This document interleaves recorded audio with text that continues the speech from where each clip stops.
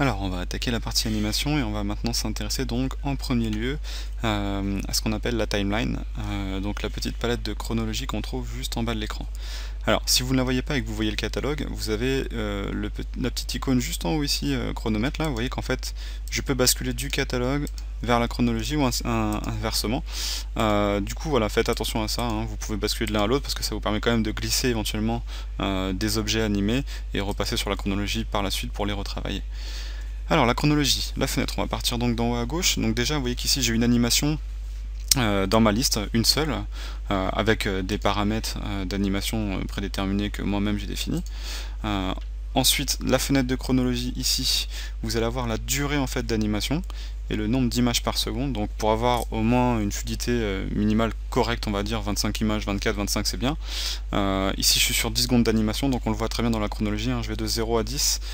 Si vous changez ce chiffre, bien entendu, vous allez pouvoir rallonger en fait la durée, vous voyez, d'animation. Donc là je suis passé sur 20 secondes et je peux éventuellement comme ça, vous voyez, revenir.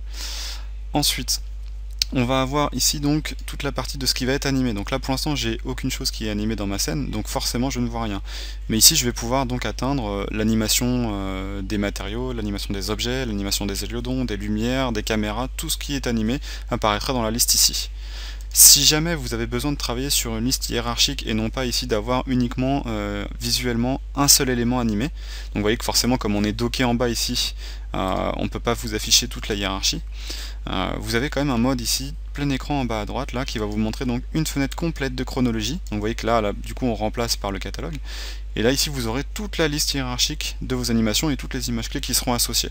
Donc ça vous permet en fait tout simplement d'avoir une meilleure visualisation de votre travail. Voilà, donc ici, mode plein écran ou mode docké comme je le suis actuellement. Ensuite, donc, la timeline, vous voyez que là je suis sur donc, de 0 à 10 secondes, vous avez un petit curseur qui va vous permettre de zoomer ou dézoomer, vous voyez que la molette sert aussi à le faire. Donc ça vous permet d'être éventuellement plus précis dans votre travail, ou de voir donc de manière beaucoup plus large la chronologie de votre animation. Voilà.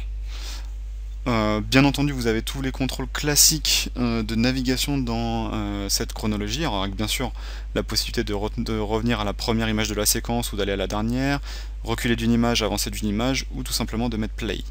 Ici, vous avez aussi un contrôle sur le temps où vous allez pouvoir vous rendre à un numéro d'image déterminé ou éventuellement ici à un instant de la séquence en rentrant tout simplement donc le timer, le code time que vous voulez.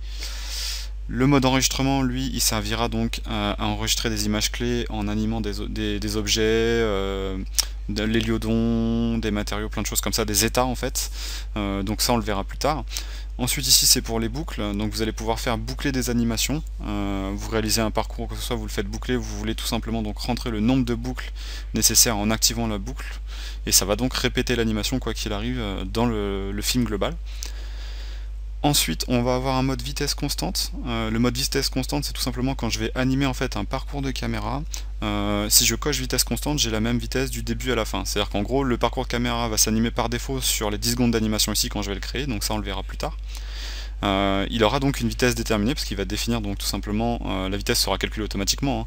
10 secondes pour faire un parcours de par exemple 5 mètres, voilà, il fera donc automatiquement le calcul de la vitesse. Si maintenant vous décochez vitesse constante, il y aura une accélération au début du calcul et une décélération à la fin du calcul, à la fin de l'animation.